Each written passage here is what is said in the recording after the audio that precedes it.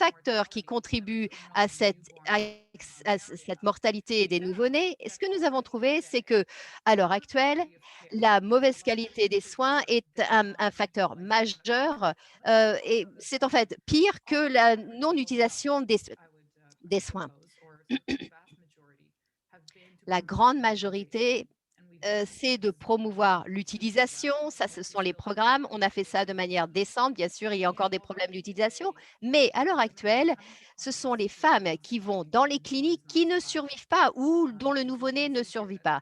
Et donc vous voyez ici que c'est en fait un problème de qualité, que ça c'est une contrainte, dans la mortalité, des nouveau-nés. Alors maintenant, focalisons-nous sur, l'image mondiale. On voit très clairement que, heu, le plus gros, des décès vient d'Asie du Sud et d'Afrique subsaharienne. Ce sont donc les 2 régions qui contribuent aux décès les plus importants des nouveau-nés. Donc dans notre étude, nous avons vraiment creusé ce qui se passe dans ces régions pour savoir quel était le modèle de soins qui était mis en place dans ces régions et savoir ce qui se passait. Alors, ça n'est pas parce qu'il n'y a pas de formation sanitaire ou d'hôpitaux, en Afrique subsaharienne ou en Asie du Sud. Je vais vous montrer donc certaines diapositives qui vous montrent un petit peu qu'on a construit énormément de ces formations sanitaires dans ces pays. Ça, ce sont des données qui viennent du Kenya et qui montrent la croissance de toutes les formations sanitaires dans le pays depuis, le début des années 2000 et ça, c'est quelque chose qu'on retrouve dans pas mal de pays. Quand nous avons vu des données géocodées, par exemple Haïti ou en Éthiopie, on voit il y a un très grand réseau de formation. Donc, il ne nous manque pas de bâtiments, il ne nous manque pas de salles pour pouvoir accueillir les femmes. La question est donc n'est pas de savoir s'il nous manque des formations sanitaires, mais que font les formations sanitaires pour les femmes et pour les nouveau-nés? Et là, ce que nous voyons, ce sont des données, qui nous viennent de différents sondages pour savoir quels sont les genres de formations sanitaires dans lesquelles elles accouchent. Et maintenant, regardez ici, il y a un progrès énorme en Afrique subsaharienne pour réduire, les accouchements à la maison. C'est donc quelque chose qui a chuté ces And similarly, in India, which is a huge contributor Inde, donc très gros facteur. to in-home Moi-même, deliveries, c'est that's à the ça, mais je ne peux pas. red bar. Uh, what we further see, however, in this analysis is that the place that women go when they're not delivering at home, in many cases, is what Ce is que in nous voyons aussi, c'est que, ici, il y a donc une clinique et là, je vais vous définir certains, termes. Pour le restant de cette présentation, je parlerai des cliniques, plutôt que des hôpitaux et ce que je veux dire par là, ce sont en fait des formations sanitaires sans avoir, de soins poussés, c'est-à-dire, pouvant faire des césariennes, ça ce sont les cliniques. Comparativement à, des cliniques qui ont ce genre de soins, donc les hôpitaux. Donc un bébé sur 3 dans les régions à très grande mortalité sont nés dans des cliniques, de soins primaires et ça s'aligne sur toutes les tendances que l'on a dans les, pays développés. Donc je peux vous montrer ça aux États-Unis, au Royaume-Uni, au Mexique, hem donc des pays à revenus intermédiaires où en fait, on ne penserait absolument pas à ce que les femmes accouchent en dehors, de, formations sanitaires qui ont bien sûr la possibilité de faire des césariennes. Donc si on prend du recul, donc les régions de plus grande mortalité ont la plus grande proportion de femmes qui accouchent dans des formations sanitaires de soins primaires. oh, pardon me. Alors et je pense que en ce qui concerne, les, formations d'accouchement en Inde associées avec une mortalité des nouveau-nés qui est plus basse, tous les points sur cette diapo représentent un district en Inde. Donc on a regardé la proportion des accouchements qui sont à à l'intérieur, donc dans les, formations sanitaires et on voit que plus, bien sûr, les femmes accouchent dans des formations sanitaires, plus bien sûr, il y a une réduction de la mortalité. Mais on voit un petit peu quels sont ceux qui incluent aussi les hôpitaux et ceux qui n'incluent pas les hôpitaux. Et là, on voit quelque chose de totalement différent. Ce que l'on peut voir ici, c'est que Au fur et à mesure de l'augmentation des accouchements dans les hôpitaux, on voit qu'il y a une chute des décès et là où en fait on voit que les districts ont choisi de ne pas aller à l'hôpital, il y a bien sûr une augmentation de la mortalité, bien sûr en fonction de ce que l'on regarde. Soit c'est en fait assez stagnant ou on voit qu'il y a des accouchements à la maison. Donc comme on voit, c'est le système est bien sûr très important. Donc les formations ne sont pas toutes égales. Alors, on va essayer de comprendre pourquoi. Et je crois que cette diapositive présente, défend bien le cas de pourquoi la survie va être importante. Et ici, ce que vous voyez, on a étudié les hôpitaux avec des volumes d'accouchement différents. Ce sont des volumes annuels en termes de données de 5 pays pour notre évaluation. Et ce qu'on voit, c'est que quand on crée un indice de base pour la qualité, ce que les prestataires de services font, c'est que le plus ces installations sanitaires sont hem, occupées, le plus vous allez voir la concentration et cette diapositive explique que ces cliniques souffrent de manque de formation du personnel, de qualité dans les installations elles-mêmes et tous les efforts des participants ici dans cette séance le savent. Il est très difficile de garantir une qualité minimale dans le système de santé publique. Alors, on a utilisé le terme qualité plusieurs fois et il y a 3 éléments pour toute installation hospitalière. Donc, il faut avoir d'abord les compétences des prestataires, il faut avoir une compétence au niveau du système qui a à faire avec la continuité, la sécurité, l'intégration et un bon système de réponse. Et finalement, il faut que les utilisateurs aient un certain niveau d'expérience. Alors, comment est-ce qu'on va trouver des solutions? Alors, on a fait plusieurs choses et je, je pourrais dire que ces solutions ont été jusqu'à présent inefficaces. Je crois que beaucoup d'entre vous, dans cette séance, seraient d'accord que ces installations peuvent faire un meilleur travail. Deuxièmement, on parle des risques, des risques prénataux et troisièmement, c'est la réponse qui peut exister au niveau des femmes qui vont développer des complications. Et la dernière idée, euh, et c'est la discussion d'aujourd'hui, c'est de réaménager les systèmes de santé. Alors, on va étudier ça de plus près. Alors, commençons avec l'amélioration des prestations de services. Donc, rajouter une sage-femme, par exemple, rajouter un élément dans notre calcul pour l'amélioration, ça va jouer un rôle. Alors,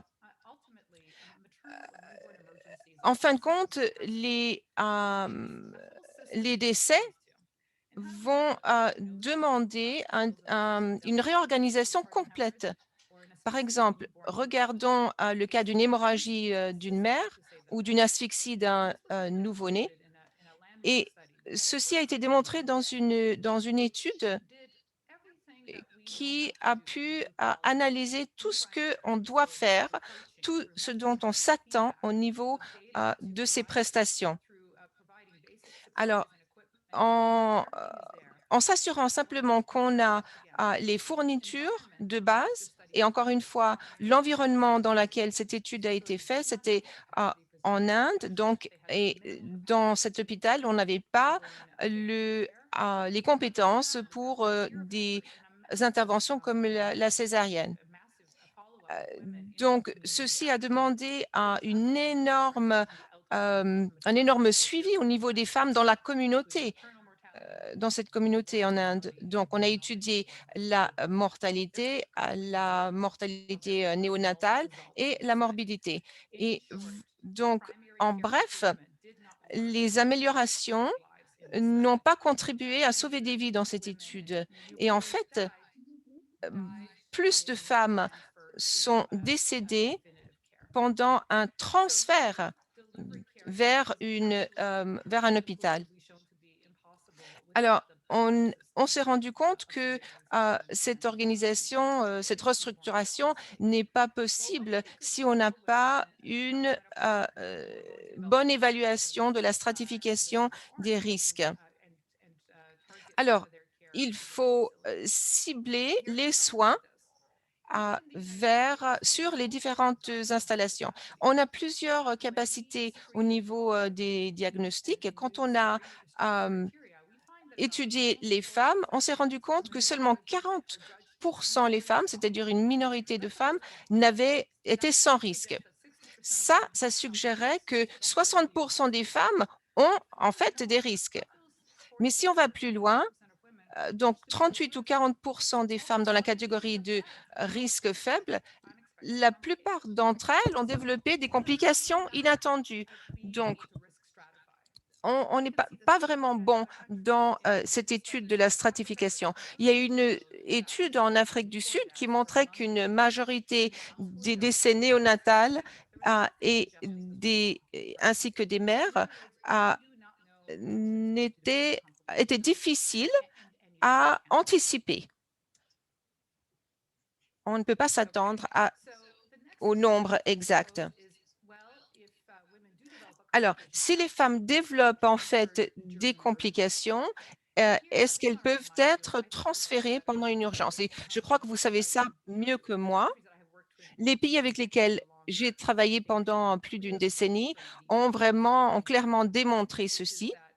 Et c'est que quand vous regardez les établissements de soins primaires, seulement 14 d'entre elles ont une ambulance fonctionnelle avec du carburant et 48 disposent d'un téléphone ou d'une radio à ondes courtes en permanence.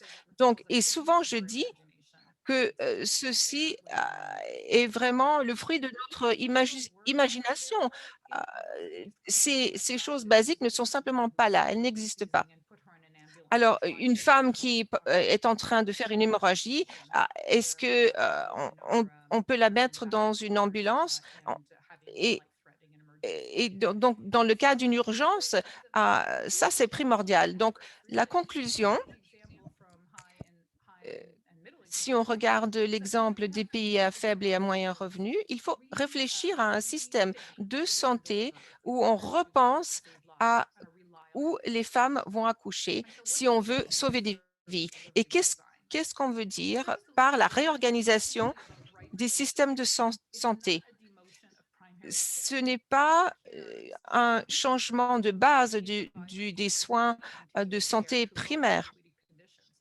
Il faut continuer à utiliser ces soins primaires parce qu'ils sont essentiels. Mais les conditions avec des complications urgentes les femmes doivent se trouver à l'intérieur d'un établissement où on peut avoir des soins définitifs, des soins qui vont proposer un traitement et des soins efficaces.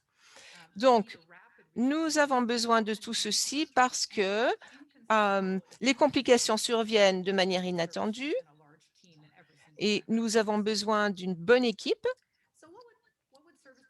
Alors, à quoi est-ce que ça ressemblerait pour la femme et sa famille? Encore une fois, donc c'est très important pour cette réorganisation. Les établissements doivent vraiment faire un meilleur travail au niveau de la qualité. Il y a des lacunes, c'est clair. Par exemple, pour l'accouchement des jumeaux, par exemple, on oublie cet élément-là, ce cas-là, à l'intérieur d'une étude. Mais quand une femme, par exemple, s'approche du moment de son accouchement, elle va être dirigée vers l'établissement le plus proche. Et donc, une fois qu'elle a accouché et que tout s'est bien passé, on la laisse rentrer chez elle et elle va pouvoir bénéficier de soins postnataux pour elle et son nouveau-né. Ce n'est pas simplement une centralisation sur les hôpitaux. Les hôpitaux vont avoir leur rôle bien défini. Et la question suivante qu'on se pose, alors tout ceci c'est fantastique, mais est-ce que c'est réalisable? Et ici, nous avons des données qui nous donnent de l'espoir. Au Kenya, on a fait beaucoup de travail et je reviens toujours sur le Kenya. Ce type d'analyse est bien sûr à disposition pour un nombre de pays.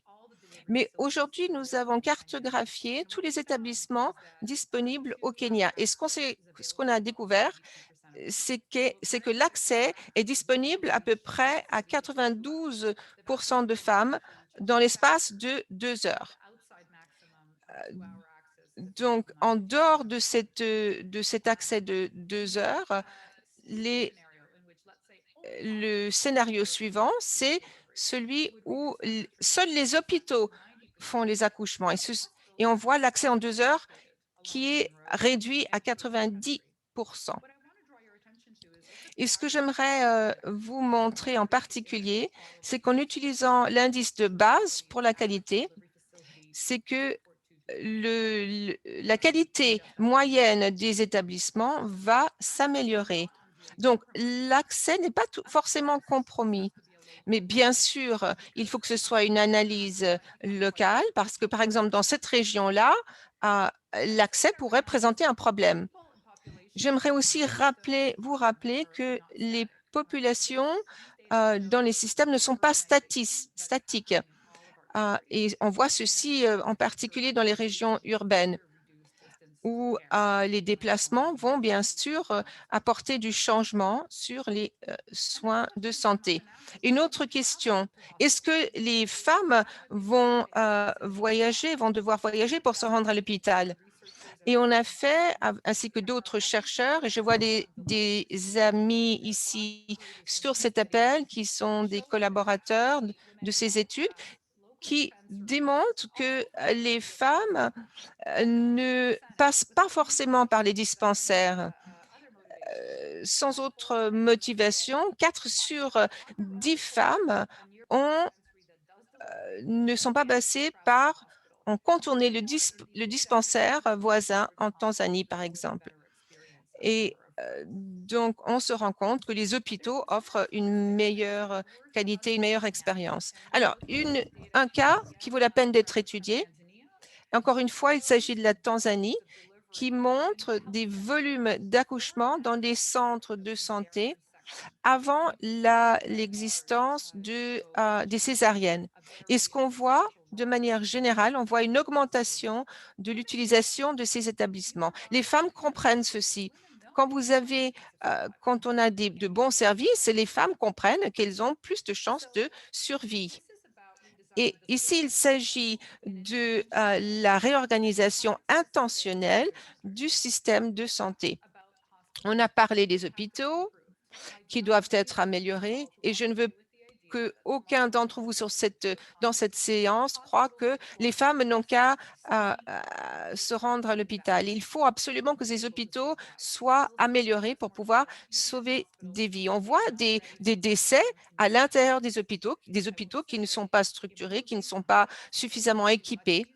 Et donc, l'amélioration des hôpitaux est plus facile que de devoir améliorer 10 000 cliniques, par exemple. Le deuxième élément, c'est stimuler les soins primaires. Comme on l'a dit, donc à tous les niveaux des soins néonataux jusqu'aux soins postnataux, on peut avoir des complications à tous les stades. Ensuite, permettre l'accès, ceci est un élément aussi très critique. Bien sûr, pour la femme moyenne qui va accoucher dans un hôpital, ceci va demander un voyage plus long. Et pour pouvoir sauver des vies, il faut qu'on s'assure qu'on n'est pas en train d'abandonner des femmes très vulnérables. Donc ici, il faut qu'on s'efforce de travailler avec des partenariats du secteur public et privé. En dernier, nous devons aussi développer la demande parmi la communauté. Il y a bien sûr beaucoup de femmes qui veulent bien sûr, se rendre dans ces établissements, mais il y a aussi certaines choses qui les empêchent. Il y a donc, le manque de respect par exemple, il y a, un surpeuplement, et il faut aussi s'assurer que, ces femmes ne vont pas, vont pouvoir se permettre le transport. Bon, tout ceci doit se produire avant qu'il y ait un changement de politique. Ça veut dire que ça n'est pas en fait quelque chose qui va se passer du jour au lendemain. Alors maintenant, vous m'avez entendu parler en théorie, vous m'avez entendu parler en général. Maintenant, nous allons prendre un exemple bien particulier. Ici, nous avons l'exemple du Kenya, Kakamega, le comté de Kakamega, qui est l'un des les comtés les plus importants, 2 millions de population, environ 72 000 accouchements par an. Il y a aussi euh, une mortalité très élevée, maternelle et des nouveau-nés. Là, tout ce que vous voyez, ce sont les différentes formations sanitaires que vous voyez et vous voyez où nous sommes rendus pour aller pour collecter des données. Ce sont donc ces petits points-là. Alors, le modèle actuel de soins à Kakamega, c'est que une femme sur 3 accouche dans des formations sanitaires de niveau 2 et 3. C'est-à-dire, ce sont donc des formations sanitaires de soins primaires. Donc, 37 à la maison et 27 et 36 à l'hôpital. Ça veut dire qu'il n'y a que 36 de femmes qui ont une bonne chance de survie si quelque chose se produisait. Alors, si on creuse un petit peu plus, à Kakamega, 86 des accouchements faits dans les formations sont dans des cliniques à volume très faible, c'est-à-dire, il y a moins de 30 accouchements par mois. Donc bien sûr, dans n'importe quel pays, c'est considéré comme un volume très faible. S'il n'y a pas de césarienne, s'il y a très peu de personnel et s'ils ont bien sûr, ils ont très peu de, formation.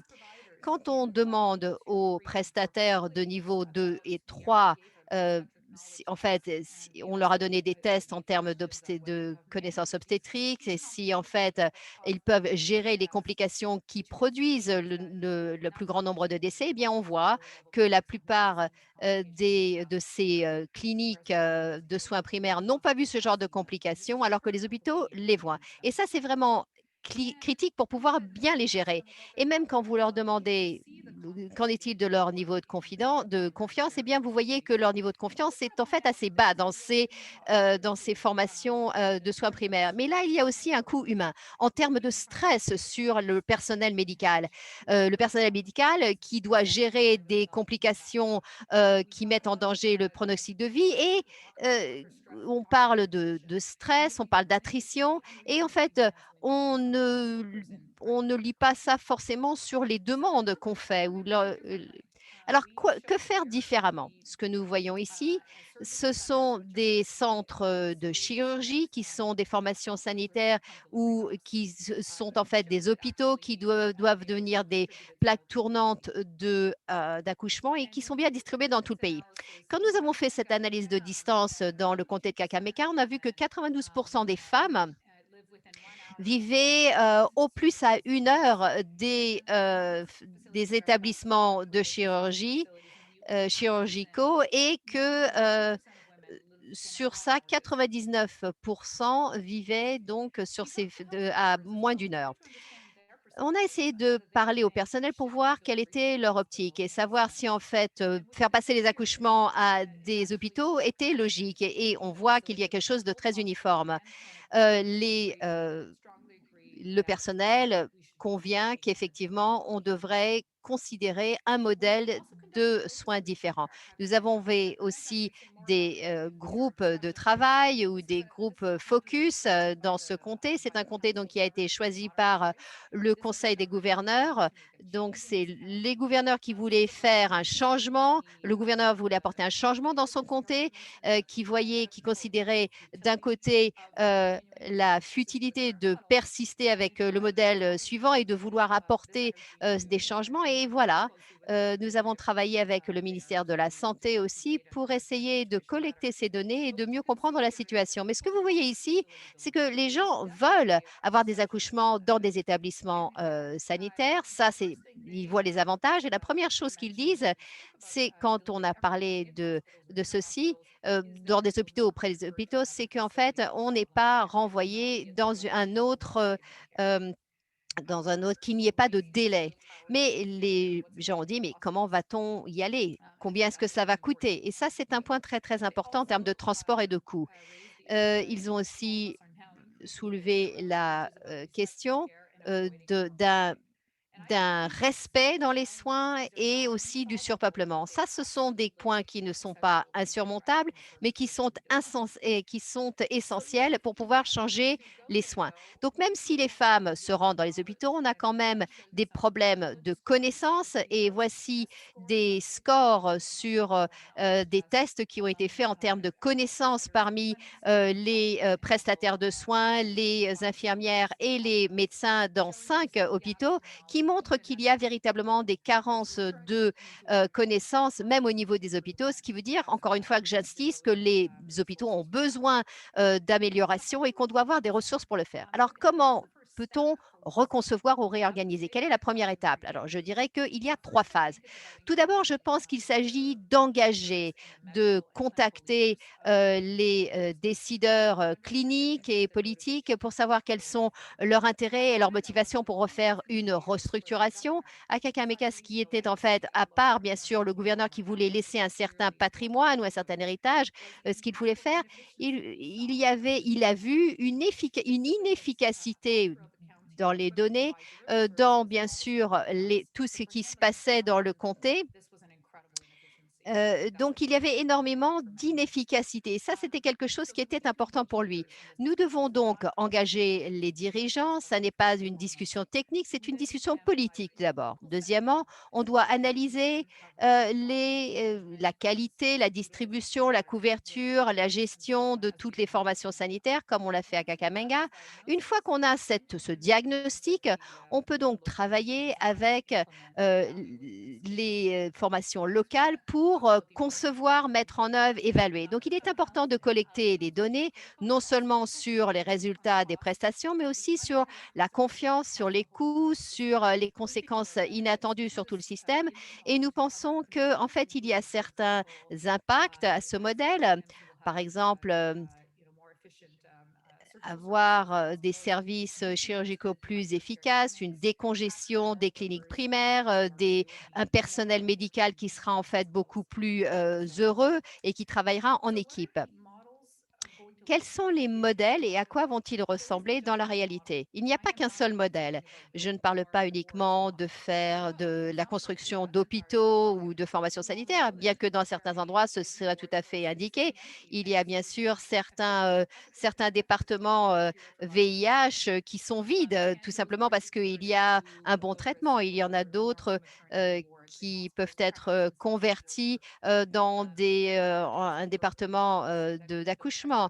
On peut aussi, construire, quelque chose juste à côté des hôpitaux et dans certaines villes, on voit un hôpital qui est surpeuplé et il y a des centres qui se trouvent à 1 ou à 2 kilomètres et qui sont totalement vides et qui pourraient peut-être être tout simplement convertis en des centres d'excellence pour, l'accouchement, tout en ayant probablement la possibilité d'aller dans des salles d'urgence en cas de complications inattendues. Dans tous ces modèles, on peut avoir des sages-femmes. Ça, en fait, on ne parle pas, d'avoir un accouchement médicalisé. On sait bien sûr que ça n'est pas forcément la même, le conseiller. Les sages-femmes peuvent diriger tout ceci, mais avoir un soutien immédiat des médecins.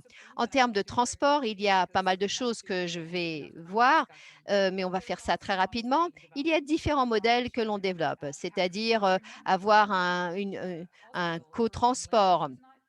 Heu heu, si la femme a peut-être, ne saigne pas, si elle doit se rendre à l'hôpital juste pour une consultation et cetera. Il est, essentiel que tout effort de réorganisation prenne en compte les conséquences négatives inattendues, non prévues. Bien sûr, le surpeuplement, ça, c'est une des choses. Comment peut-on planifier pour ça? Bien sûr, on peut planifier certaines choses en ce qui concerne, les, les accouchements prévus, voir quels sont, s'assurer que la réorganisation ne laisse pas des femmes qui accoucheraient en dehors de tout ça. Il faut bien sûr éviter la surmédicalisation. On veut éviter d'avoir trop de césariennes. Il faut aussi avoir, bien sûr, les sages-femmes. Et, il faut avoir un respect. Il faut aussi tenir compte du manque d'équité dans l'accès à l'hôpital. Une chose qui est en fait assez instinctive quand on parle des bordereaux ou des subventions, bien sûr, avoir par exemple des routes qui sont pavées d'une manière très stratégique pour aider ces 3 villages à avoir accès à l'hôpital, ça c'est aussi une option politique tout à fait viable. Et la Banque mondiale, qui travaille dans tous les secteurs, a tout à fait intérêt à travailler non seulement avec les maternités, mais aussi à soutenir la construction de routes et autres, et bien tout simplement pouvoir faire une évaluation, avoir des effets, des évaluations de ce qui se passe et aussi donner aux personnes la possibilité de faire un retour d'informations. Encore une fois, il s'agit d'une reconception systémique qui va pouvoir donner un accès rapide à des soins qui vont sauver des vies, à concentrer les efforts d'amélioration dans un petit nombre de formations sanitaires, de s'occuper des équipes de soins et d'avoir des ressources humaines optimisées. Et voilà ma dernière diapositive. Et j'attends maintenant de pouvoir discuter de ce qui a été présenté. Merci.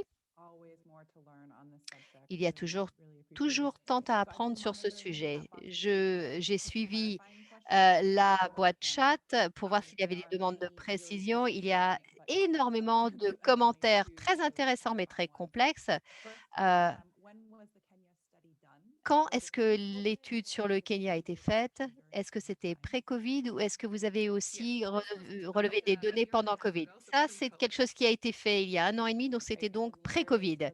Et l'autre, est-ce que la cartographie des cliniques et des hôpitaux au Kenya couvre à la fois le secteur public et le secteur privé? Oui.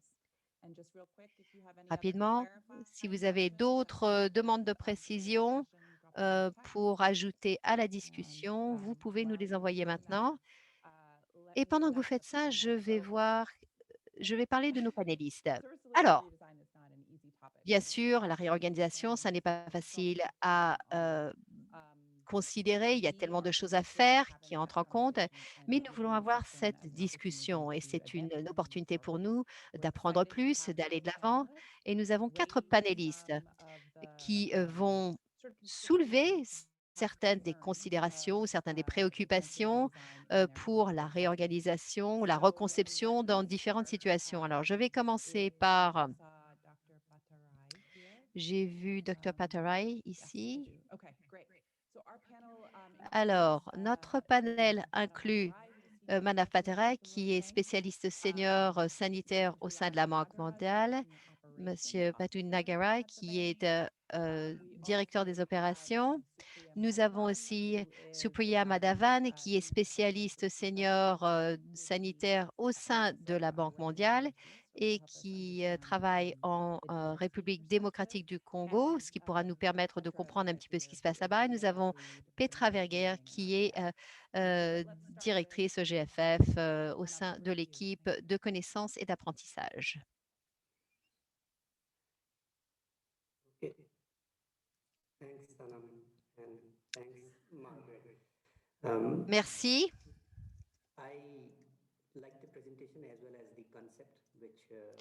J'ai aimé la présentation aussi, le concept.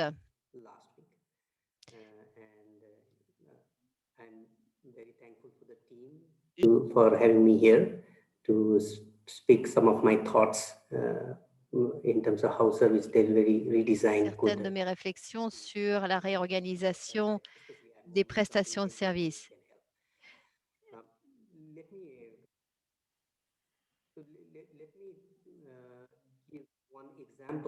Je voudrais donner un exemple. Je viens du Népal. Nous avons une formation sanitaire et c'était un centre d'accouchement pour des accouchements normaux. Et je pense que ça prend, et c'était en haut d'une colline, il y avait une route gravillonnée et de la route principale, il y avait un hôpital qui se trouvait à une demi-heure de distance.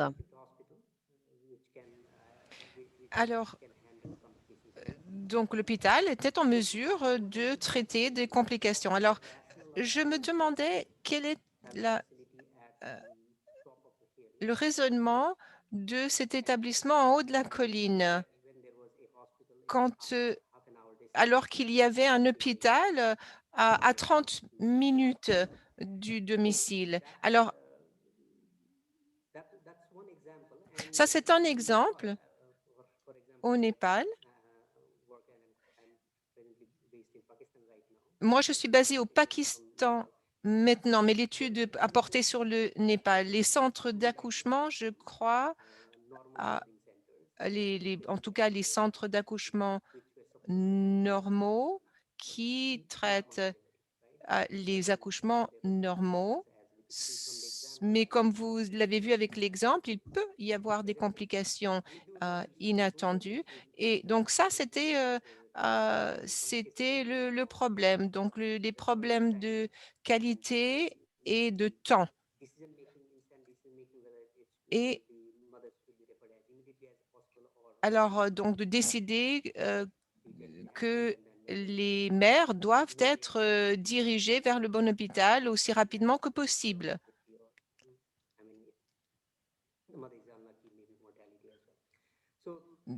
Et ceci peut contribuer à aider aussi avec les possibilités de morbidité.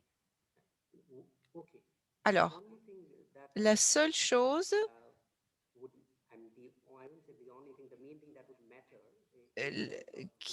ou la chose qui aurait vraiment le plus d'importance, et je l'ai entendu dans la présentation de Margaret, la seule chose importante ici, c'est la connectivité au niveau de l'accès. Ça, c'est extrêmement important. Mais quand on est de l'Asie du Sud-Est ou de beaucoup de ces pays, pour la plupart d'entre nous, la connectivité n'est vraiment pas idéale, est loin d'être idéale, ainsi que l'accès aux hôpitaux et aux cliniques. Cet accès est vraiment encore très mauvais.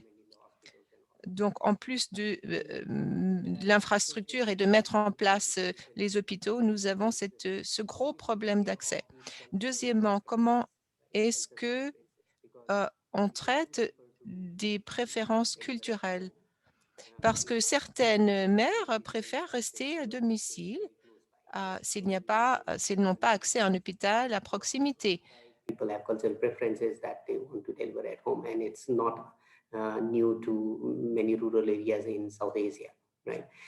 The other issue that I think that has to be taken care of is what we have been doing for the last decades is we have generated a lot of community health workers. Like in Pakistan also we have lady health workers and midwives, right, midwives who are trained as skilled birth attendant.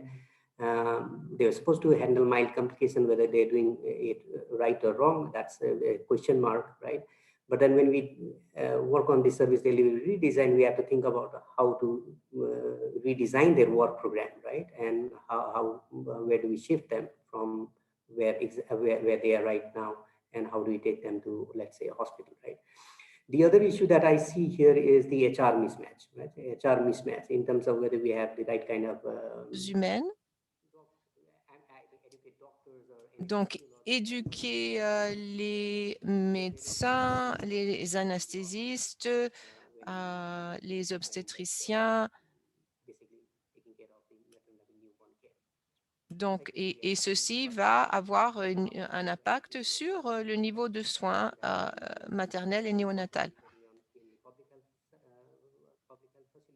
Donc, dans ces établissements, on sait très bien que les incitations sont très importantes au niveau de la qualité du personnel. Une autre chose que nous devons prendre en considération, comme Margaret l'a dit, nous devons atteindre un bon niveau de qualité et le partenariat avec le secteur privé ici joue un rôle très important pour pouvoir compenser les dépenses individuelles. Donc, par exemple, proposer des bons au Pakistan, je dirais que en ce moment, le financement du gouvernement représente 14 à 15 dollars par habitant. Donc, la question, c'est comment est-ce qu'on peut intégrer ce concept dans le système existant. Je crois que ceci demanderait encore un peu de financement pour pouvoir accomplir cette réorganisation. Un autre défi ici en Asie du Sud-Est, c'est la gestion financière ainsi que tout ce qui traite des données.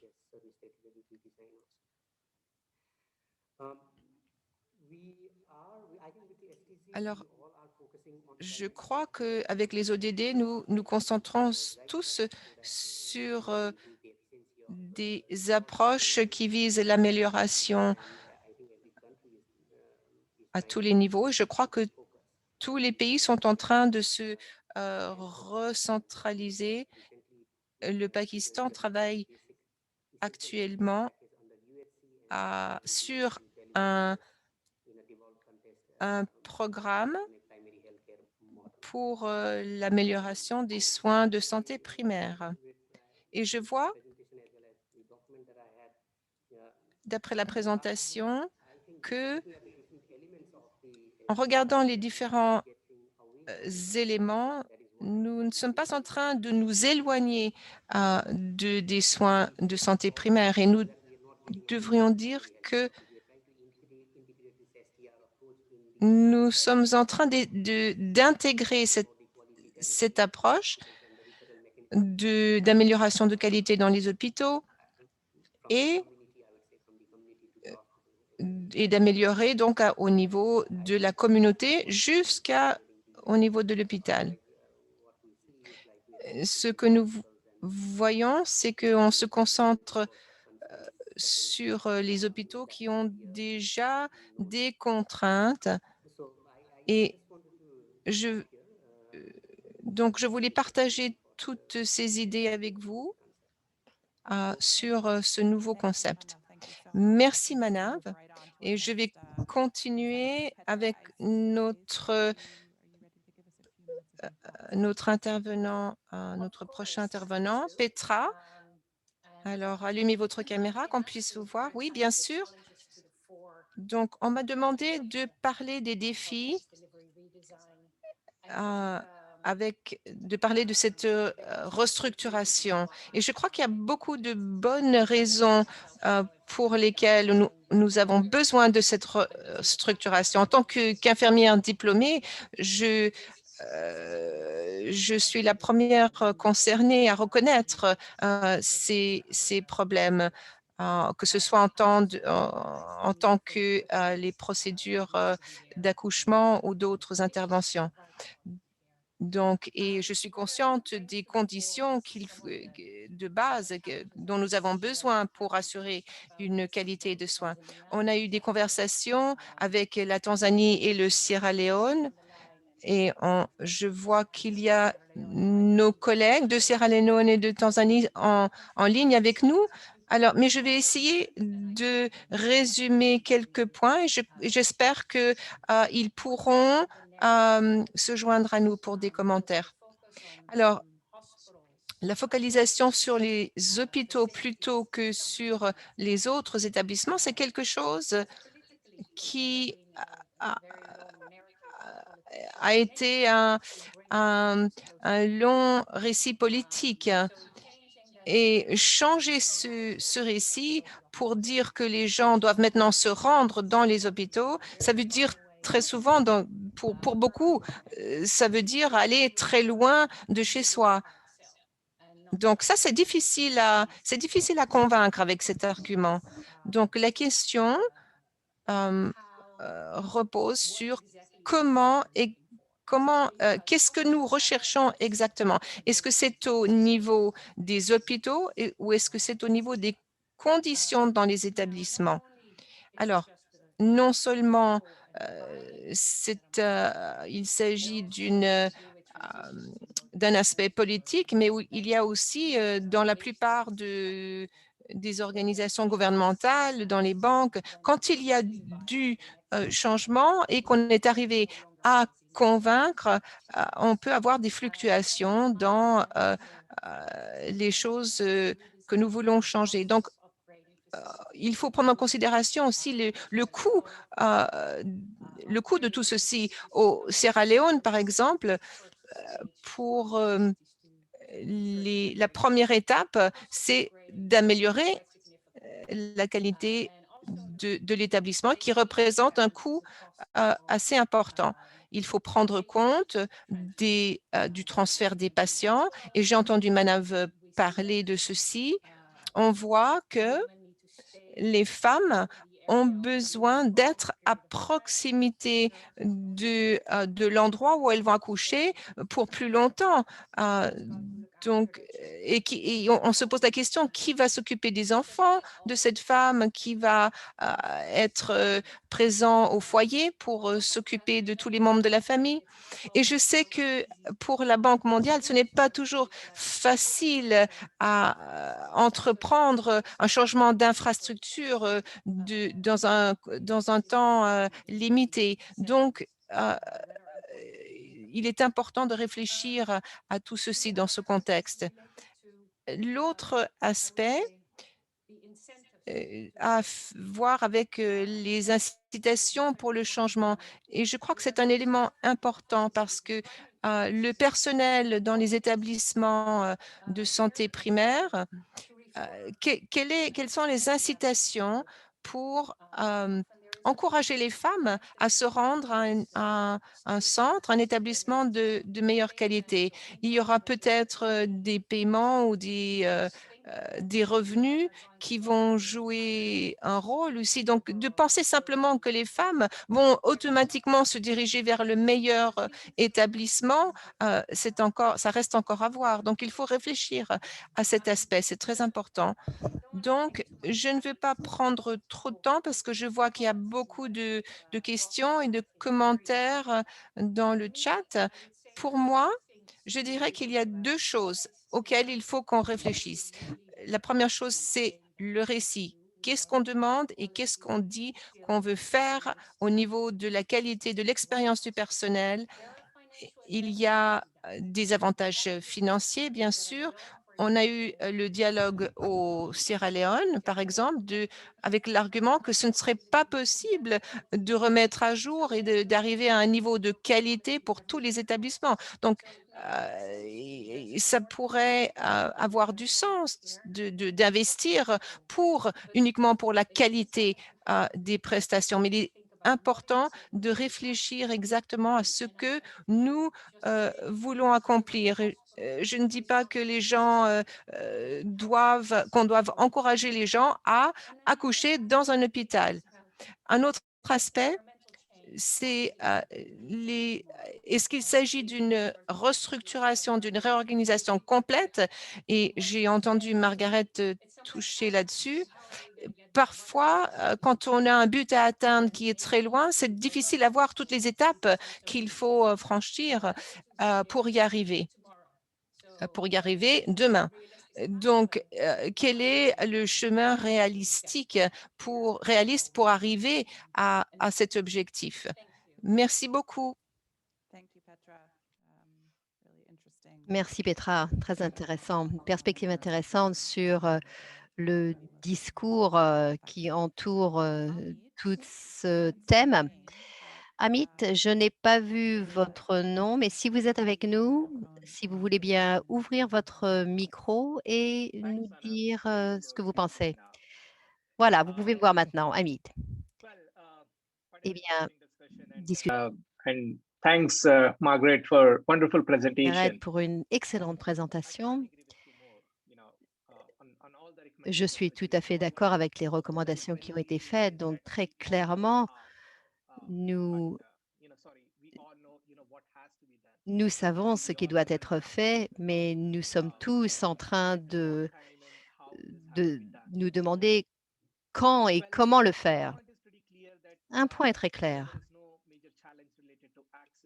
Et bien sûr, le défi n'est pas uniquement l'accès, mais c'est en fait la qualité. Quelques exemples d'expériences sur le terrain. Nous avons, en ce qui concerne la qualité des services, j'aimerais bien vous donner une réponse très simple, mais améliorer la qualité des soins en ce qui concerne les hôpitaux publics, ça n'est pas facile, parce qu'il y a différents éléments déterminants par rapport à ça. Et il y a bien sûr, et je pourrais vous donner une liste de problématiques, en particulier dans un pays comme l'Inde, qui a un système fédéral très important, très robuste. Tout dépend bien sûr de chaque État, de leur niveau de capacité de développement et de financement. Et bien sûr, c'est bien sûr ça qui va dicter les résultats. On peut voir très clairement que les indicateurs sanitaires dans le sud sont très différents des indicateurs sanitaires du nord. Et donc, si on essaye de voir ce qui se passe dans d'autres États, encore une fois, les indicateurs sont totalement différents d'une ville à l'autre. Certains défis essentiels que j'ai vus, bon, il y a bien sûr des solutions, mais c'est purement du point de vue de la mise en œuvre que l'on doit effectivement, sur laquelle on doit se pencher. On parle de système d'incitation, oui, effectivement, il y a ça en Inde. On parle des problèmes de transport, des solutions de transport, on a ça aussi. On a probablement l'une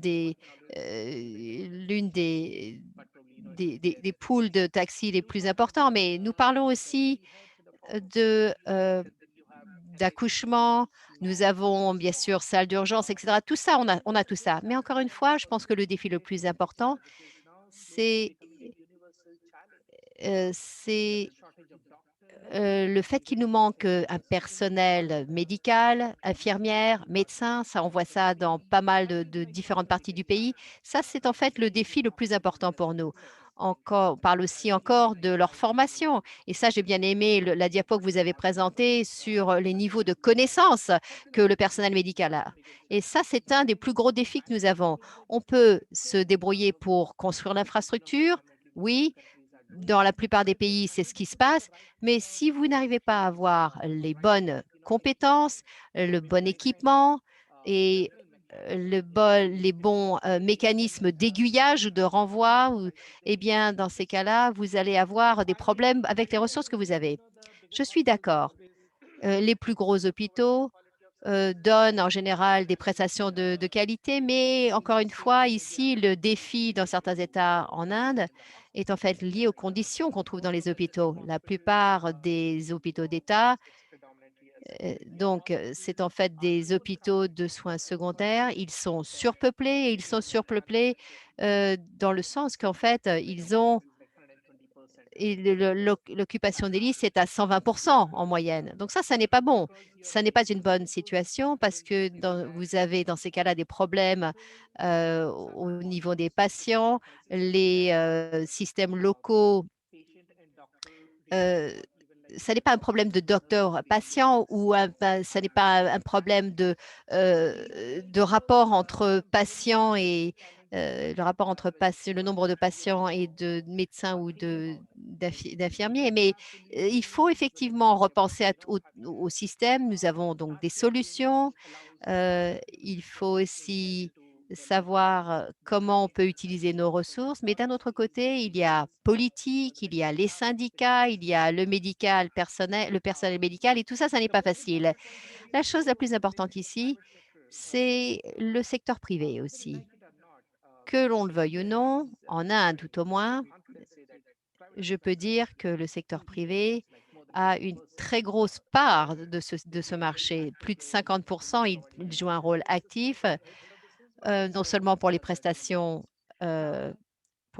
sanitaires, mais aussi pour les accouchements. Donc maintenant, si on essaye de considérer les mécanismes réglementaires, de réglementation dans les hôpitaux publics, il y a des systèmes internes d'assurance de la qualité, mais en termes de l'incitation pour le secteur privé, pour pouvoir suivre ce genre d'homologation, etc., eh bien, il s'agit plutôt de l'offre et de la demande.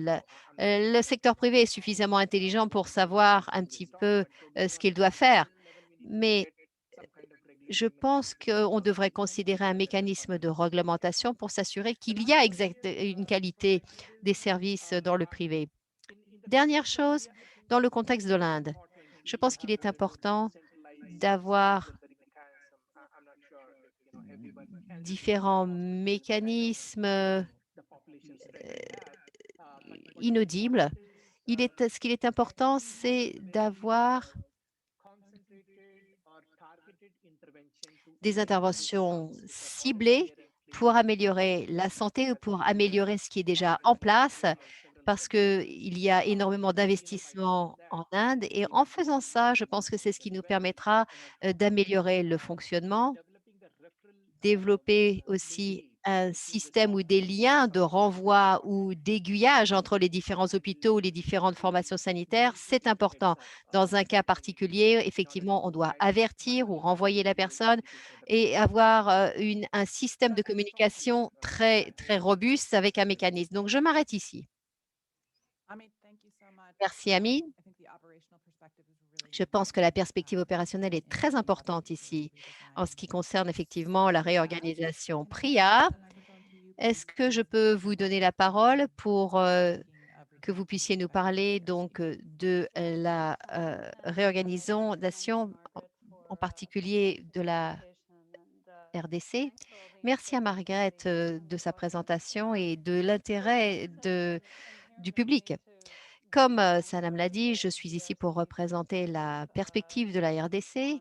Je suis au sein de l'équipe de travail pour les projets en RDC et cette thématique est vraiment très pertinente pour un pays comme la RDC. Historiquement, nous avons un taux très élevé d'accouchement institutionnel en RDC et on pense que ça représente plus de 80% à l'heure actuelle. Et donc, ça, c'est le point positif. On commence avec ça, c'est-à-dire que les femmes veulent déjà se rendre dans des établissements sanitaires pour accoucher. Mais d'un autre côté, nous avons aussi l'un des taux de mortalité maternelle les plus élevés au monde. Nous n'avons pas mesuré ça depuis quelques années, mais ça représente dans les 800. Ce qui veut dire que clairement, il ne s'agit pas d'accouchement institutionnel pour nous et nous avons vraiment des questions de qualité des soins qui sont énormes. Donc, je voudrais faire 3 commentaires très rapidement pour passer à la discussion. Un, c'est que ce qui est très particulier à la RDC, c'est que la superficie du pays est énorme. Du point de vue géographique, c'est un pays énorme qui n'est pas très peuplé, pas une grosse densité de population, pas de bonne infrastructure de route. Certaines fois, ce sont des réseaux fluviaux. Donc, ça n'est pas du tout le comté Kakamega en Kenya. Et il n'y a pas une seule province qui aurait le genre de choses que ce que l'on a vu, ou avec une couverture de 90% qui ont accès à des formations chirurgicales sanitaires. Donc là, c'est en fait un gros obstacle pour pouvoir penser à une réorganisation des prestations dans le cas de la RDC. Qu'est-ce qu'on va recommander ici? Eh bien, ce serait plutôt une question d'avoir des maisons d'attente à l'accouchement, de rééquiper certains hôpitaux, étant donné la taille de la géographie, de la masse géographique. Ça, donc c'est une question très, très particulière, très spécifique à la RDC. Deuxièmement, je pense qu'en fait, il est très, très dur de, faire une mise à l'échelle. Donc dans un pays comme la RDC, mais aussi dans n'importe quel pays, le comté de Kakamega, on a l'impression que c'est en fait un comté qui va en fait qui va être un exemple de réussite. Mais encore une fois, comment est-ce qu'on pense aux coûts qui sont liés à ces, pays qui ont des problèmes de ressources? Le financement au départ pour équiper les hôpitaux, pour pouvoir renforcer les prestations de soins primaires. En RDC, on sait que le contenu, de tout ceci, ça n'est pas suffisant et donc comment penser à comment avoir une approche de mise à l'échelle, en fonction de tout ceci? Donc l'une des questions que j'aimerais soulever, en particulier pour les partenaires comme la banque, c'est il serait vraiment très utile de commencer à examiner, à chiffrer, l'efficience qu'on espère acquérir dans 10 ans. Donc cette approche, donc, comment distribuer les coûts sur tout le système et comment avoir des économies d'échelle à la fin. Donc ça, c'est peut-être quelque chose, c'est une suggestion pour la banque qui pourrait examiner ce genre de choses pour le GFF, mais il me semble que c'est en fait un point très important, un ingrédient important de la discussion pour arriver à convaincre nos clients d'adhérer à ce genre de choses. Et le troisième point, bien sûr, tout le monde l'a dit encore une fois, mais il faut le réitérer, c'est que comment rester fidèle à cet ethos d'être focalisé sur le client, que faire attention à ce que veulent les femmes dans ce cas. Et je sais que, bien sûr, maintenant, c'est à la mode de dire qu'on devrait se focaliser sur le client, se focaliser sur le patient, avoir une conception focalisée sur tout ça. Oui, mais on a un gros problème en RDC et bien sûr dans d'autres pays en ce qui concerne les femmes qui ont d'autres enfants à élever, qu'elles doivent s'occuper des récoltes, de leurs parents, de la maison, etc. Donc tout simplement des questions de vie quotidienne. Donc il ne s'agit pas uniquement de s'assurer qu'on va bien sûr considérer ou examiner le côté demande, mais il y a bien sûr des choses très, très pratiques. Et donc je vais m'arrêter là, sur ces, 3 points. Encore une fois, je suis très heureuse de voir que nous avons ce genre de conversation. Je vous remercie.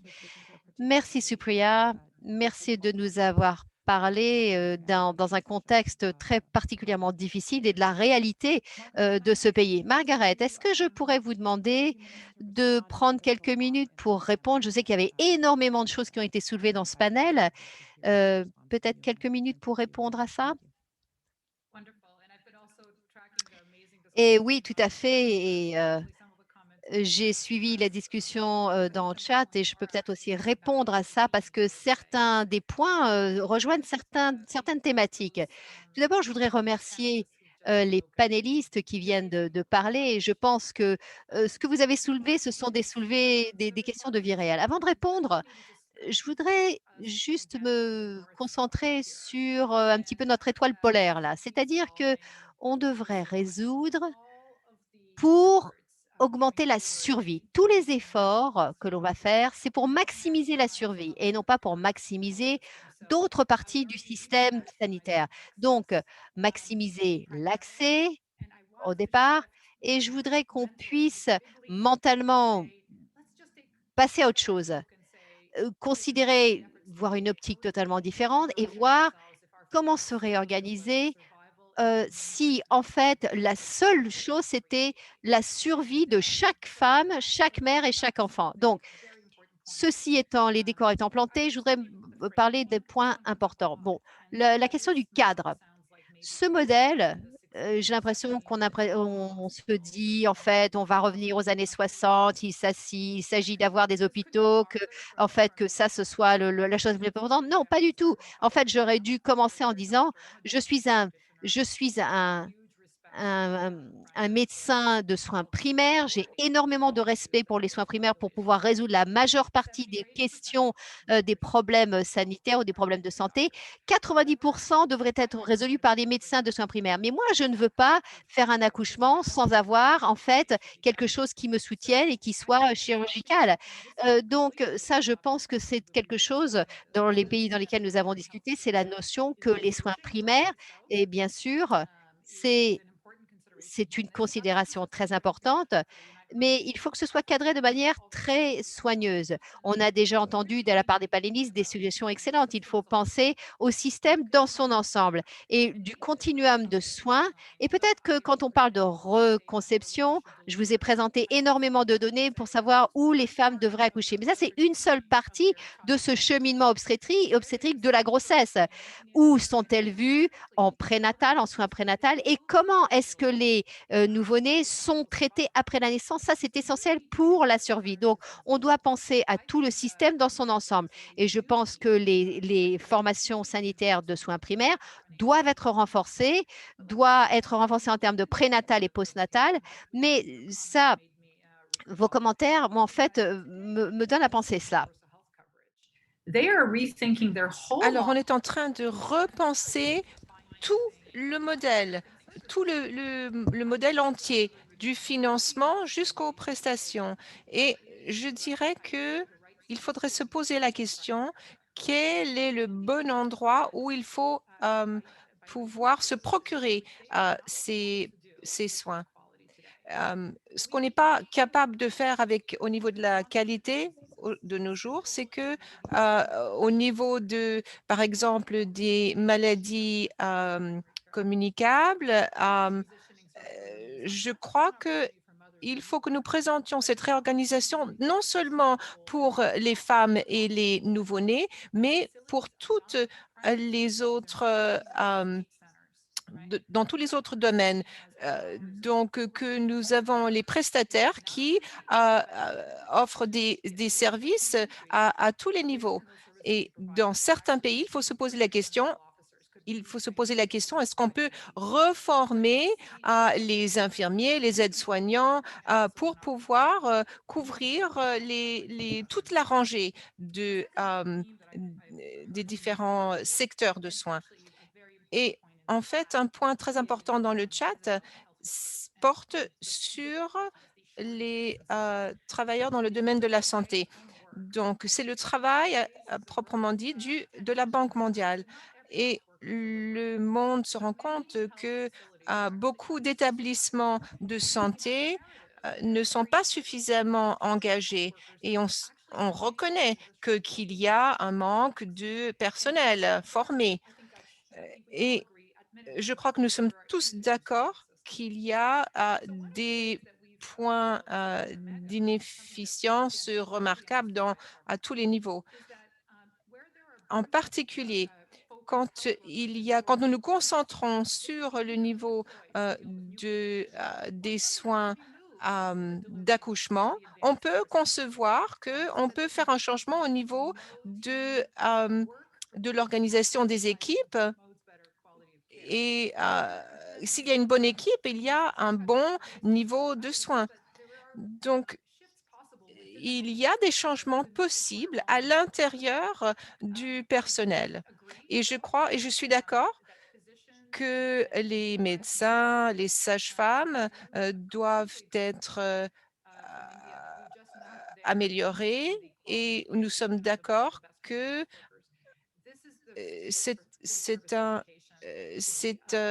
se passe au niveau de l'éducation. Il y a beaucoup de travail à faire, mais c'est aussi au niveau de la supervision et de la communication. Un des modèles que j'ai pu observer qui est très encourageant, c'est que les résidents qui sont des jeunes médecins très bien formés, pour qu'ils puissent avoir une meilleure expérience avec l'ambition de pouvoir suivre des apprentissages plus détaillés. Donc, on peut s'améliorer à ce niveau-là. Encore une chose sur les travailleurs au niveau de la communauté qui ont été formés pendant si longtemps pour, comme prestataires de services. Donc, je crois que, sans aucun doute, ces travailleurs communautaires doivent être redéployés pour pouvoir euh, s'intéresser aux très jeunes, aux nouveau-nés, aux mères. Et nous savons tous que il y a les femmes qui doivent prendre des heures pour se rendre dans un établissement, elles ne sont pas à l'abri de problèmes et de risques. Donc, je crois qu'il y a énormément d'opportunités pour les travailleurs dans la communauté qui s'occupent de relier les familles avec les centres, les établissements de santé. Et encore un point, mais j'aimerais aussi que d'autres fassent des commentaires, c'est la difficulté au niveau des coûts. Ceci représente quelque chose de difficile, de complexe. Et je crois que tout ce que nous traitons à partir de maintenant va être compliqué. Donc, obtenir la prochaine tranche au niveau du financement, ça va être difficile. Et ça veut dire que les modèles vont être encore plus difficiles. Les gens vont réclamer, vont exiger des soins meilleurs. Donc, il faut qu'on décide de la direction du système. Vous avez raison, Petra, ça ne va pas se passer du jour au lendemain. Et je dirais que ce qui est le plus important, c'est d'avoir un objectif commun. Et comment y arriver? Nous nous dirigeons vers un système dans lequel chaque nouveau-né peut avoir en moins de 30 minutes les soins dont il a besoin. Ça, c'est l'objectif. Si nous avons cet objectif fixé, nous pouvons arranger à l'étape suivante d'avoir les financements adéquats pour ce premier objectif. Donc, je crois qu'il faut déplacer l'objectif. C'est la première chose. Et par exemple, dans l'exemple de la RDC, vous avez tout à fait raison. Très souvent, j'ai un autre exemple parce que il y a toutes sortes de modèles que nous pouvons étudier où les hôpitaux sont à quelques minutes des domiciles.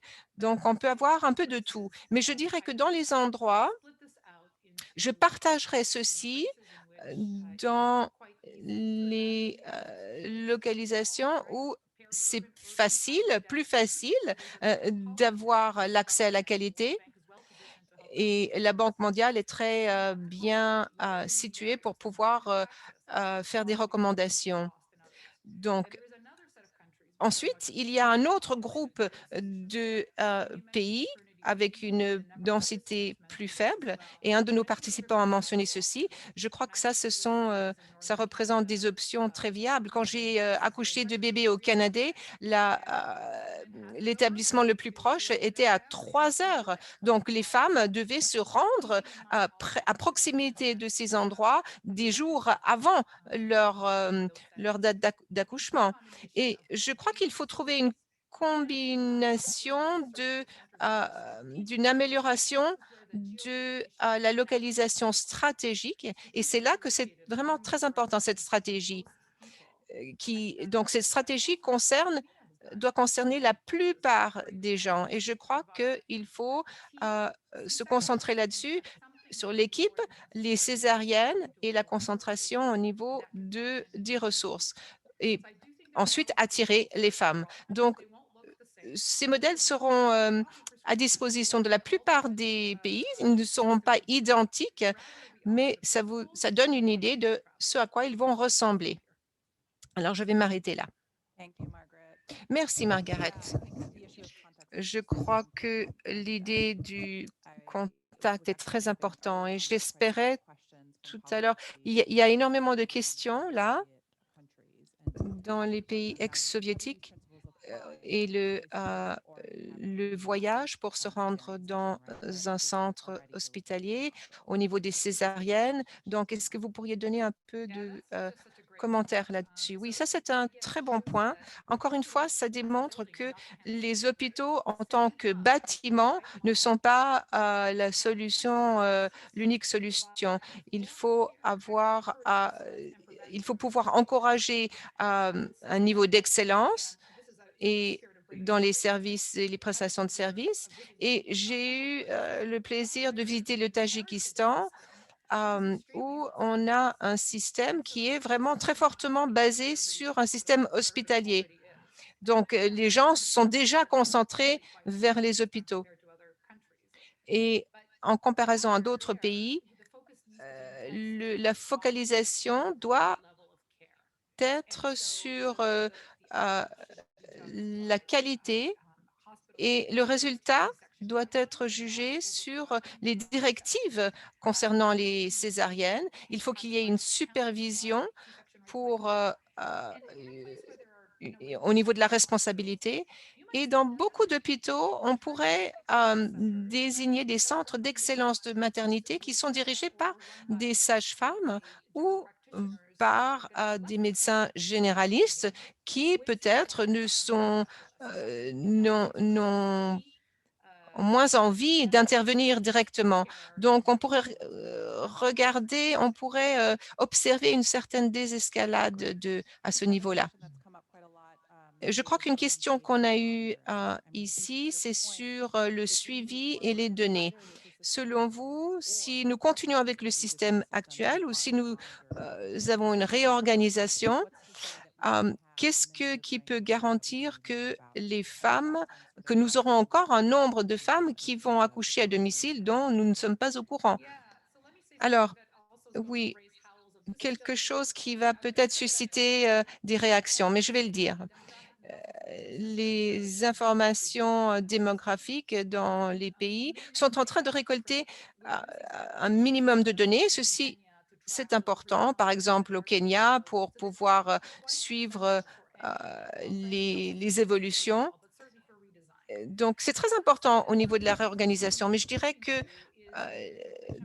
dans beaucoup de pays, on se dirige vers les données personnelles de chaque individu, de chaque patient, avec des données basiques sur chaque patient et nous avons donc la permission de contacter directement le patient en fonction des données dont nous avons, des données individuelles.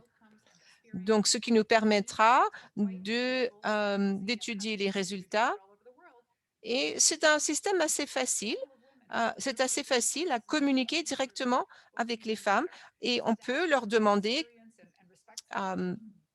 qu'est-ce qu'elles pensent serait idéal en termes d'amélioration.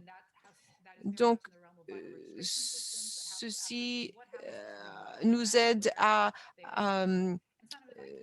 nous aide à solidifier ce que nous savons sur la qualité des soins néonataux. Mais qu'est-ce qui se passe au niveau des accouchements à domicile? On a une hypothèse qui dit que si vous avez des soins de nouveau-nés, on part du principe que les femmes ne sont plus chez elles.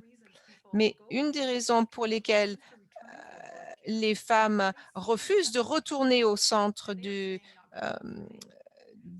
d'accouchement, bon, c'est basé sur une hypothèse, ça n'a pas été justifié à travers les études, mais à travers les dernières décennies, on a vu par exemple, en Ouganda, on a observé une amélioration considérable quand les hôpitaux sont améliorés. Donc, des femmes qui ont accouché à domicile, est-ce qu'elles vont venir partager leurs expériences? Et est-ce qu'on peut en déduire qu'elles ne vont plus quitter leur domicile pour accoucher, même si les soins et l'accès a été amélioré dans les hôpitaux? Donc, oui, la question se pose sur les femmes, si elles peuvent seules arriver à contourner tous ces obstacles.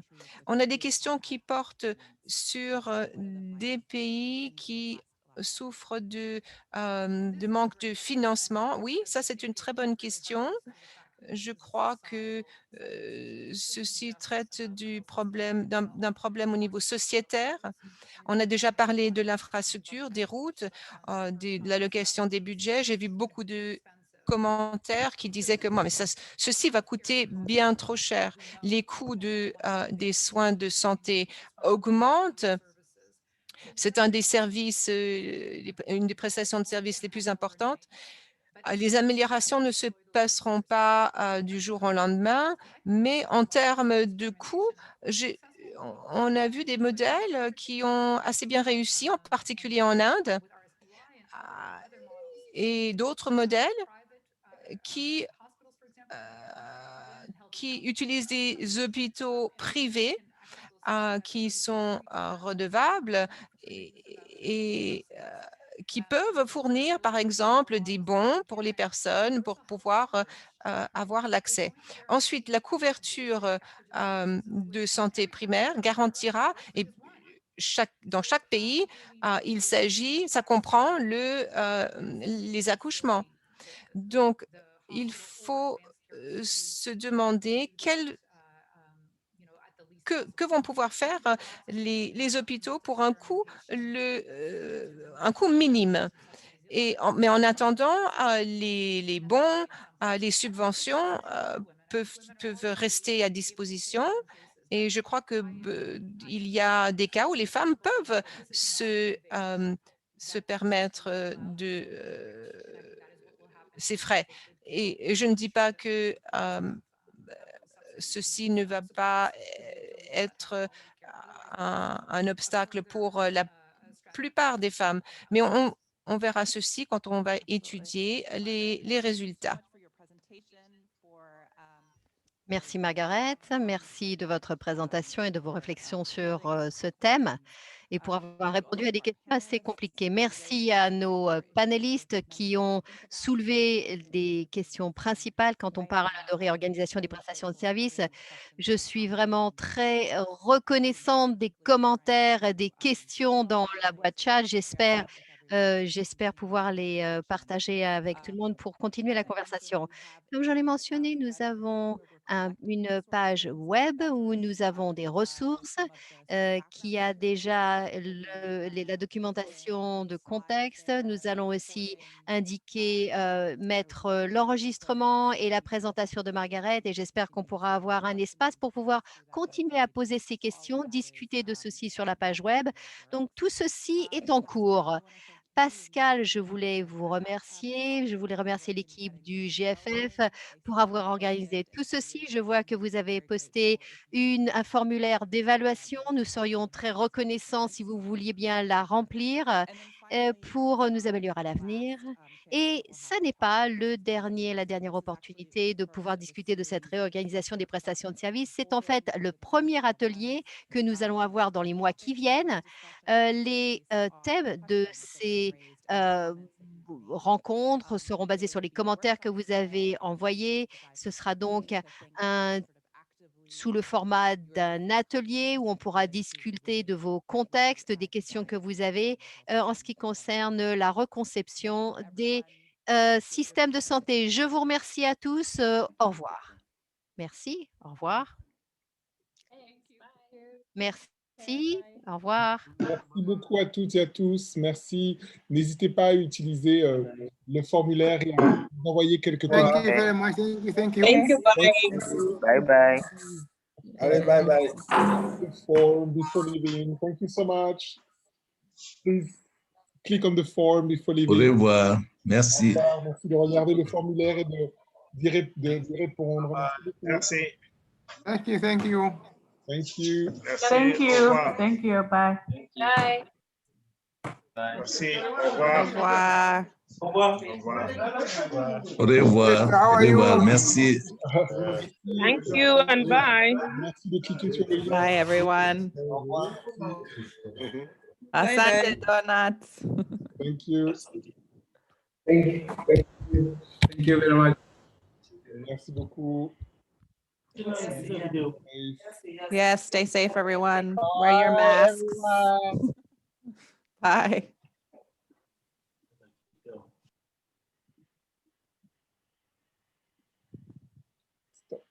recording.